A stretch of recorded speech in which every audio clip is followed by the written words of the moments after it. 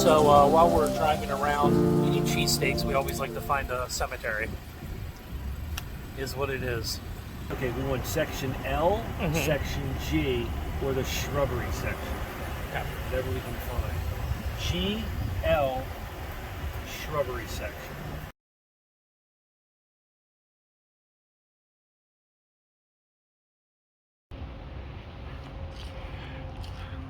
This is the headstone right here, Chris. It says loving something, loving and our Father. I can't read it. It's extremely faded, but I can make out the word Father on the end. Right there. I don't know if you can see any better than me. Devoted. Loving and devoted Father. Okay. Is that him? How do you know that's him? Well, because he has the American flag there, so I'm just assuming that that would be him, since he's the patriarch of the family. That has him under our Father. Yeah, I think that this is the headstone, but the actual tomb is behind it. So I think this is probably where he's buried. And then Derringer right here, this stone, acknowledges the plot, identifies the plot.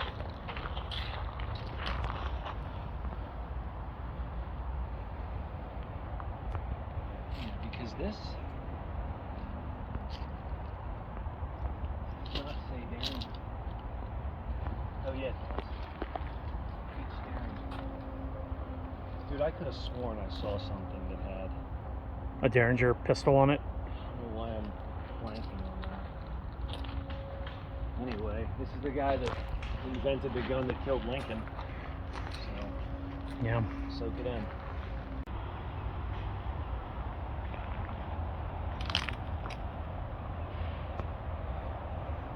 In terms of gun manufacturers, where would you say Derringer ranks with regard to other people like Colt? Well, he changed. John Wilkes Booth, in one single pull of a trigger, changed the history of the United States forever, because his .44 caliber ball went into the back of Lincoln's head and killed him. So he was killed with a Philadelphia company, Derringer, on April 14th, 1865. But Colt and Browning and Horace Smith and Samuel Wesson clearly created more weapons, better weapons, more practical weapons, because the Derringer is a pocket pistol and it's a 1 or a 2 shot, breakdown barrel. So it's really like a gambler's weapon. Pull it out of a chest pocket, use to fire on somebody cheating at cards. It's a self-defense weapon. It's not really meant for anything more than that. But this one unfortunately killed a president, so it goes down in history as that. And the actual Derringer used by Wilkes Booth is in Ford's Theater today. You can still see it. So you mean the look of the handgun today is called a Derringer. Is called a Derringer, and anything that looks like it or resembles it is a Derringer. Company out of Philadelphia. It's not a Derringer. Okay, so anything that's small and compact is considered Derringer style? No. Small and compact could be small and compact, but you know that like specific Derringer look, where it's an over and under barrel and it either like twists or breaks down. Right. Like, and it has like the bird's head handle and and the small hammer. Like, that's a Derringer. But if another company makes something that looks like it, gotcha, it's a Derringer style. But they can't call it a Derringer because this man's company, that's theirs. The same way you have AR-15s and then AR-15 style rifles. Like, you can't have an Armalite. Right. Okay. You can do an assault rifle style or a carbine style, I guess. Types. Well, don't call it an assault rifle. People will get mad out there because that's not what it means.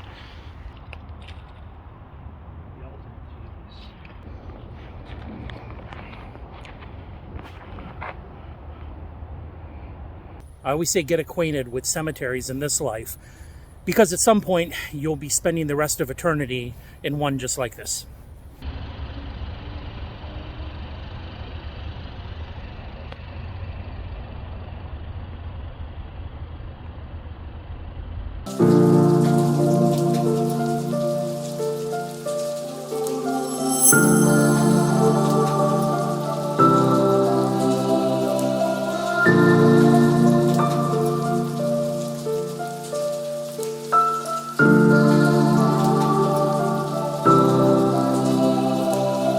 So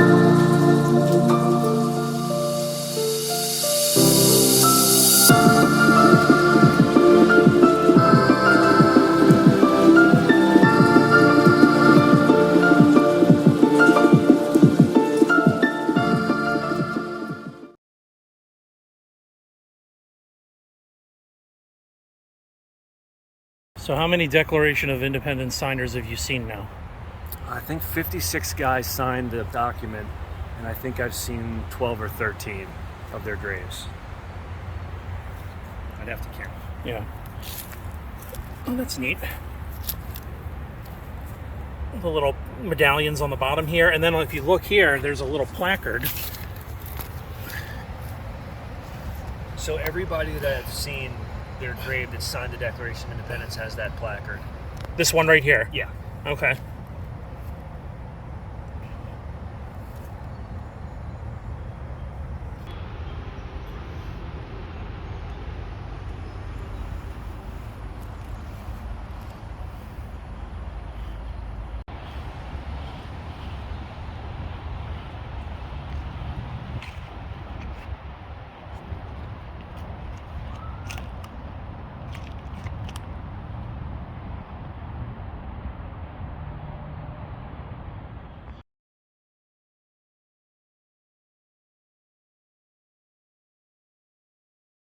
There are some magnificent examples of architecture here in Laurel Hill Cemetery.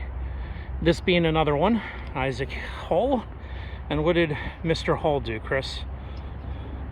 Well, I know he commanded Old Ironsides in the War of 1812, and he rose to a really high level. I think he started off as a cabin boy, but he rose to the level of Commodore.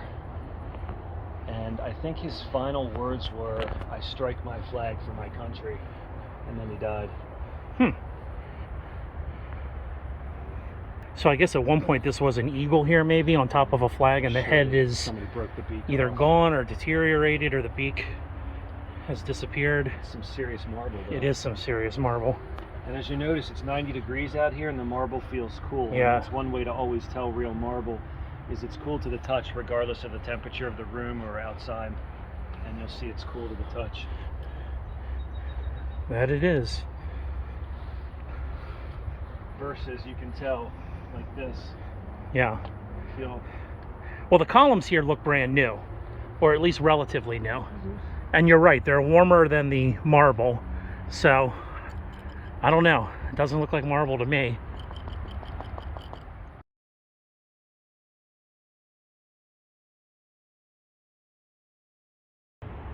So who is Harry Callis now? Longtime Phillies broadcaster. A longtime Phillies broadcaster.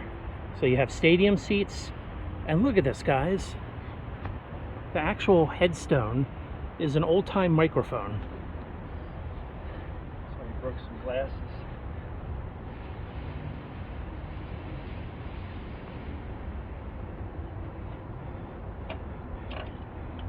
Neat. Be nice to be remembered this way.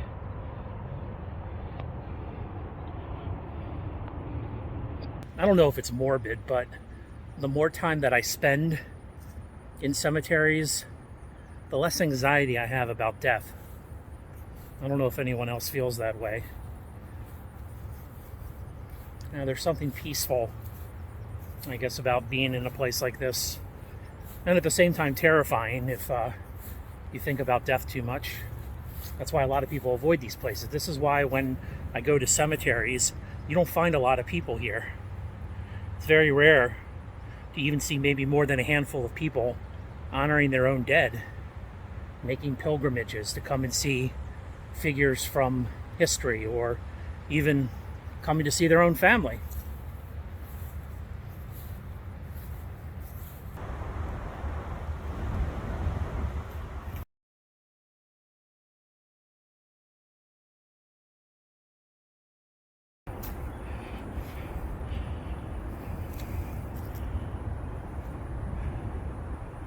So in terms of where great generals rank in the history of the United States, General George Meade has got to be up there. And why is that, Chris? He was the first person to defeat Lee. He won at Gettysburg after a series of commanding generals had failed, and he stopped Lee from invading further into the north, effectively ending the Maryland campaign. There you go.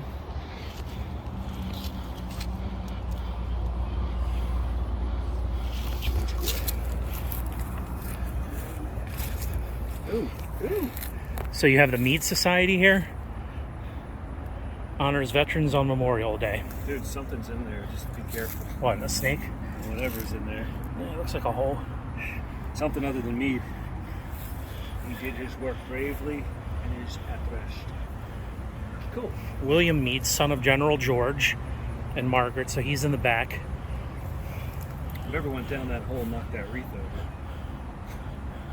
Margaretta Sargent,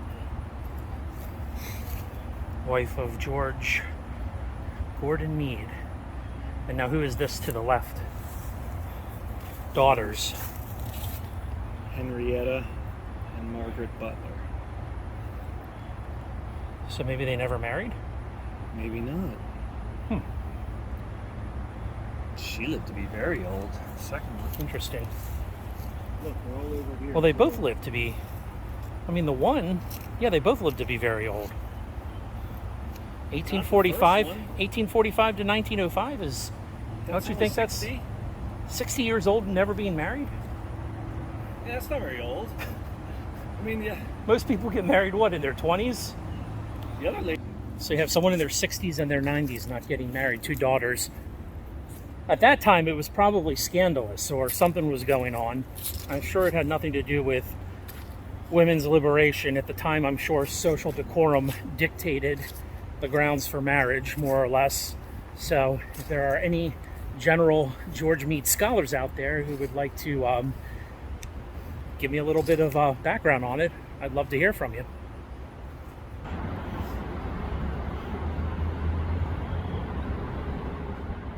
So what is that, like the all-seeing eye or something? You have this hand with the index finger pointing to the sun with what looks like an eye in the middle.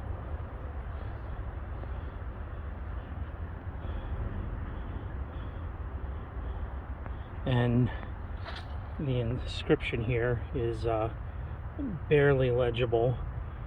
Somebody died February 20th, 1851, it looks like.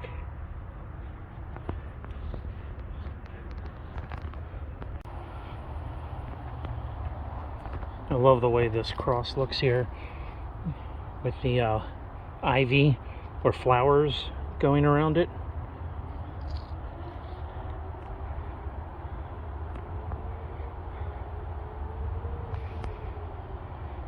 What's this architecture called? Anyone know? Is this neoclassic? Gothic? I am not a art or architecture major, so I have no idea.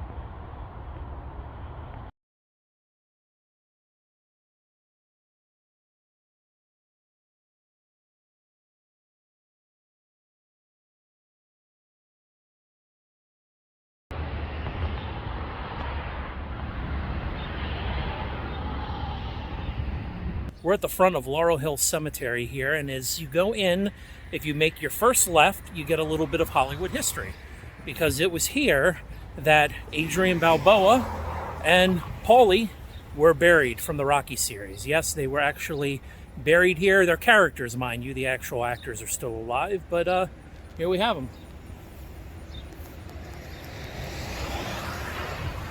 I think that's a nice tribute to Philadelphia and the community and all that the Rocky series was about with regard to uplifting the city and making it feel like a place with purpose.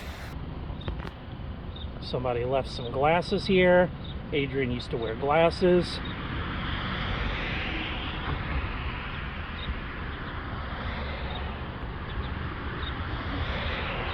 Just some iconic movie history here in the heart of Philadelphia.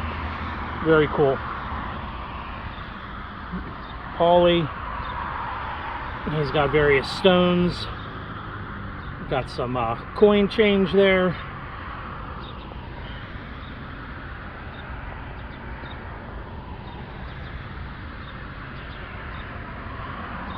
Thanks for traveling with Trey. If you made it this far to the end of the video, I'm here to tell you that you're someone special. know that I appreciate your support, and if you haven't already done so, please consider subscribing. Throw my video a like and comment about your own adventure in cemeteries or just something you'd like to see. Your support keeps this channel going and keeps me producing quality content. Until next time.